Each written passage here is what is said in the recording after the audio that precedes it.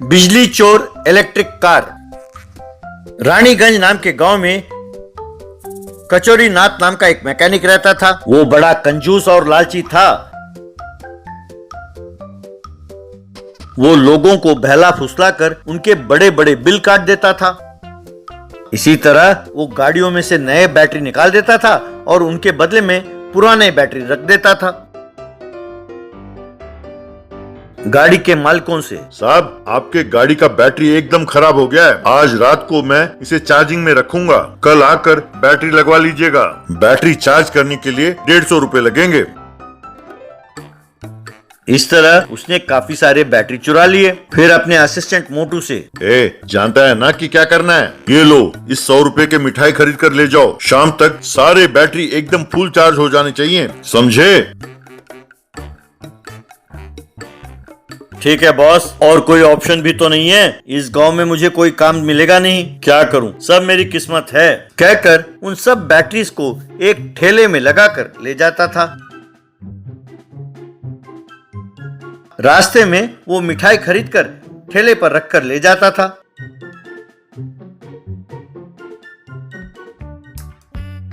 घर के बाहर खेल रहे बच्चों के पास जाता था। आओ भाई आओ, मिठाइयां खाओ।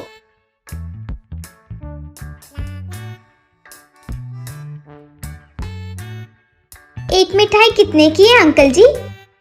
वैसे तुम्हारे घर में कोई है क्या? जब बच्चे कहते कि कोई नहीं है। देखो बेटा, अगर तुमने इस तार को तुम्हारे घर के प्लग के साथ जोड़ दिया 1 घंटे के लिए, तो मैं तुम्हें एक मिठाई दूंगा। जितने घंटे रखोगे उतनी मिठाइयाँ मिलेंगी। तब वो बेचारे भोले बच्चे, ऐसी बात है अंकल जी, हमारे घर में वो शाम तक नहीं लौटेंगे, हमारे मम्मी डैडी, यानी पूरे 8 घंटे रखिएगा और मुझे 8 मिठाई दीजिए।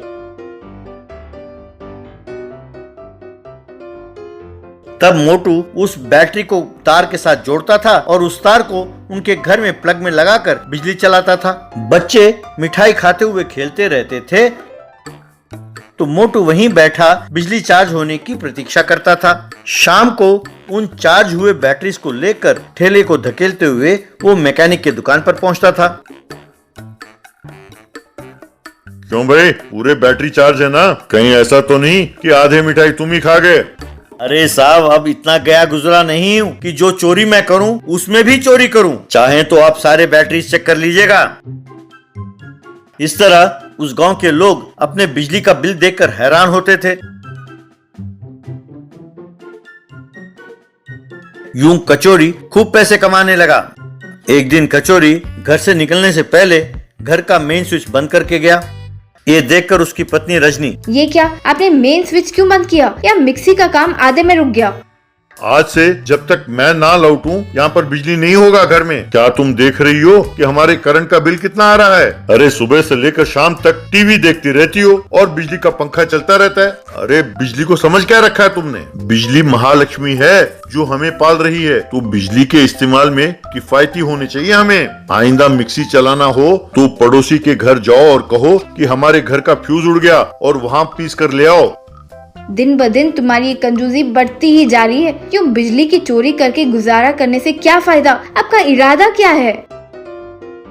मैं अपने बचपन के ख्वाब को पूरा करना चाहता हूँ। एक बढ़िया सा कार खरीदूंगा।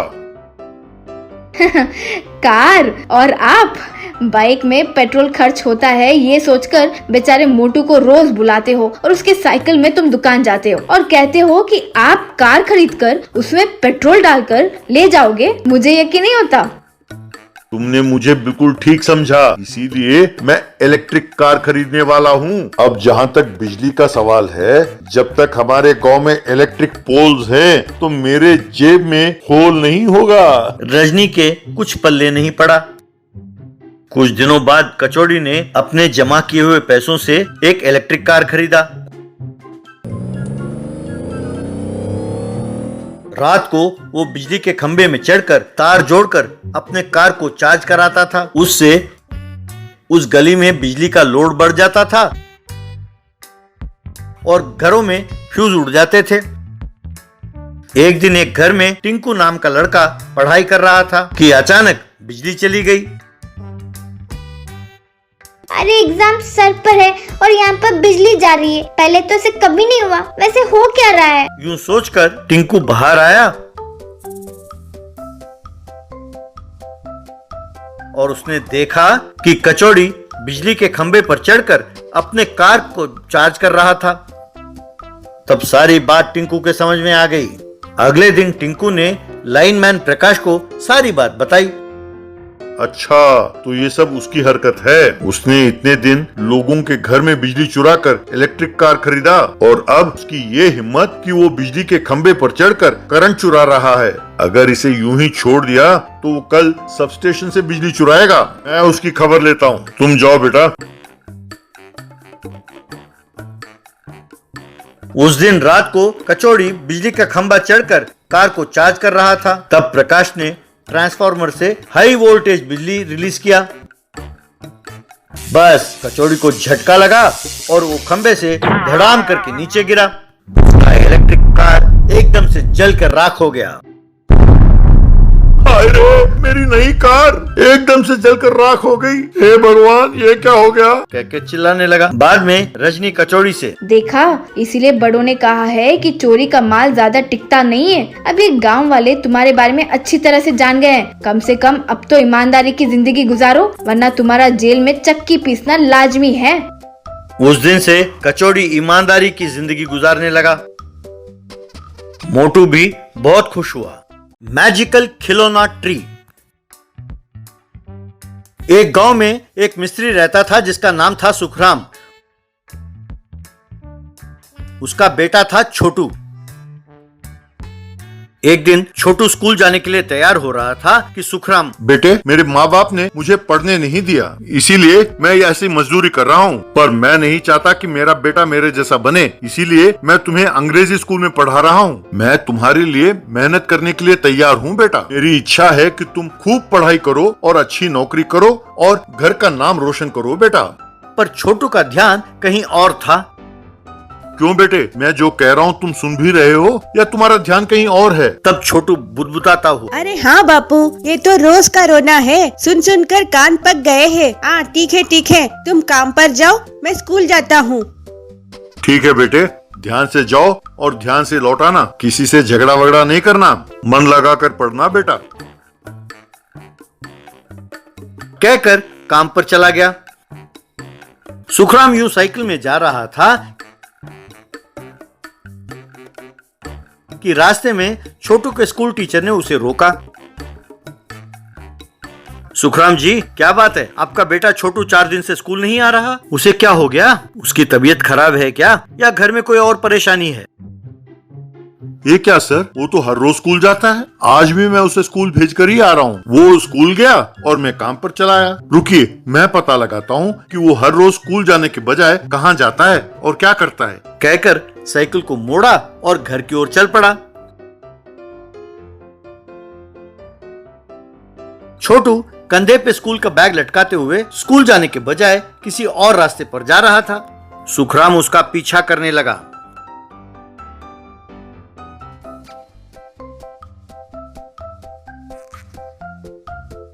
यूं चलते चलते छोटू एक बड़े बंगले के पास रुका और उस घर में धनवान का बेटा जो खिलौनों के साथ खेल रहा था, छोटू भी उसके साथ खेलने लगा।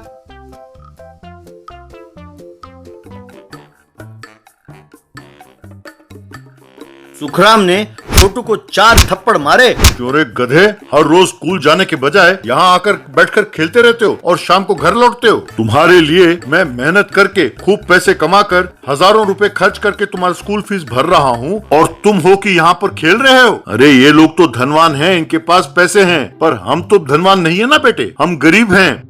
ये बात नहीं है बापू, स्कूल में क्ले टॉयज बनाने का प्रोजेक्ट दिया था। मैंने आपसे पूछा था तो आप सोच रहे थे कि मैं खेलने के लिए मांग रहा हूँ। आपने खरीद के नहीं दिया और स्कूल में मुझे सजा देते हैं। इसीलिए स्कूल छोड़कर रोज यहाँ आकर इसके साथ खेलूंगा। तो इसने कहा कि ये मुझे एक खिलौना देगा, इसीलिए मैं यहाँ आ रहा हूँ। एक तो स्कूल नहीं गए, पर से मुझसे झूठ बोलते हो। कहकर और थप्पड़ मारा। छोटू रोने लगा। रोते हुए छोटू को साइकिल पर बिठाकर उसे स्कूल तक ले गया और वहां छोड़ते हुए अगर दोबारा स्कूल नहीं गए पता चला तो तुम्हारे खाल उधेड़ूंगा। कहकर चला गया। अरे बापू समझता ही नहीं है कि मैं क्या कह रहा हूँ। स्कूल में टॉय प्रोजेक्ट सबमिट करने के लिए कहते हैं, बापू खरीद कर देगा नहीं, तो मैंने सोचा कि चलो खुद की कुछ बंदोबस्त करते हैं, और यहाँ आकर खेलने लगा और मुझे ही मारने लगे। ऐसे पढ़ाई करने से तो अच्छा घर से भाग जाना है। कहकर स्कूल से भाग गया।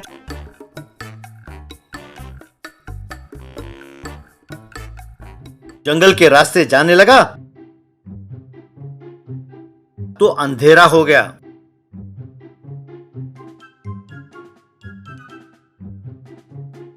वो एक पेड़ के नीचे लेट गया।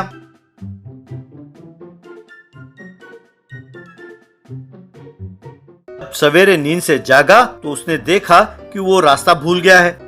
अरे घर से भागकर गलत काम किया, बहुत भूख लगी है। अगर माँ होती तो कुछ न कुछ खाने के लिए देती। और बापू ने मुझे मारा जरूर, पर वो बहुत अच्छे हैं, बहुत प्यार करते हैं। बेचारे रात भर मुझे ढूंढते ढूंढते बहुत परेशान हो गए होंगे। मैं यहाँ जंगल में आ तो गया, लेकिन वापस जाने का रास्ता नहीं पता। अब मैं जाऊँगा कैसे? कहकर रोने लगा।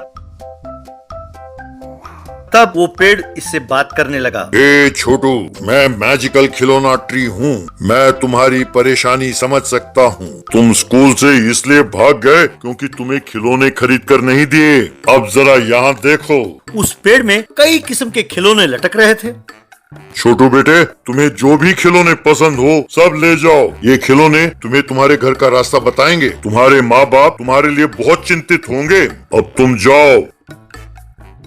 तब छोटू ने जैसे ही एक कार का खिलौना पेड़ के डाल से तोड़ा तो वहीं पर उसी जगह एक और खिलौना उगाया। जैसे ही छोटू उस कार में बैठा वो कार सीधा उसे उसके घर ले गया। छोटू को देखते ही उसकी माँ दौड़ी दौड़ी आई और उसे गले से लगाकर रोती हुई, कहाँ चले गया था बेटा? तुम इकलौते बेटे हो हमारे। पिताजी जो भी कहते हैं तुम्हारे भलाई के लिए तो कहते हैं ना बेटा।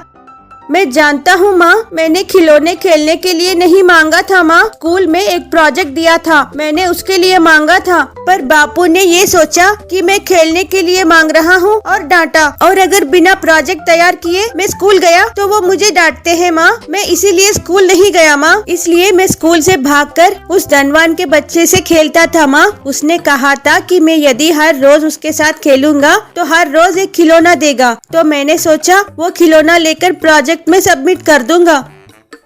ठीक है बेटे, अब से मैं तुम्हें कुछ नहीं कहूँगा। तुम्हें जो भी चाहिए होगा मैं खरीद कर दूंगा। बस तुम खूब मन लगा कर पढ़ना बेटा। तुम जब घर छोड़कर चले गए बेटा तो तुम्हारी माँ और मैं बहुत परेशान हो गए थे। ऐसा लगा मानो हमारी जान चली गई हो। हम जो भी करते हैं तुम्हारे भलाई के लिए तो करते हैं बेटा। मैंने तुम्हें खिलौना इसलिए खरीद कर नहीं दिया क्योंकि मेरे पास पैसे नहीं थे बेटा। एक दिन मुझे काम मिलता है, एक दिन नहीं मिलता। समझने की कोशिश करो बेटा। कहते ही छोटू दौड़ कर गया और अपने पिताजी को गले लगा लिया। सॉरी बापू, अब से मैं घर से कभी नहीं भागूंगा। बापू, मैंने जंगल में एक मैजिकल खिलौना ट्री देखा है। उस पेड़ पर बड़े सुंदर सुंदर खिलौने लगते हैं। अगर हम उन खिलौनों को पेड़ से तोड़कर लाए और मार्केट में बेचे तो खूब पैसे कमा सकते हैं और तुम्हें भी हर रोज काम मिलेगा बापू। तब से सुखराम, उसकी पत्नी और छोटू तीनों जंगल में जाते थे और पेड़ से खूब सारे खिलौने तोड़कर लाते।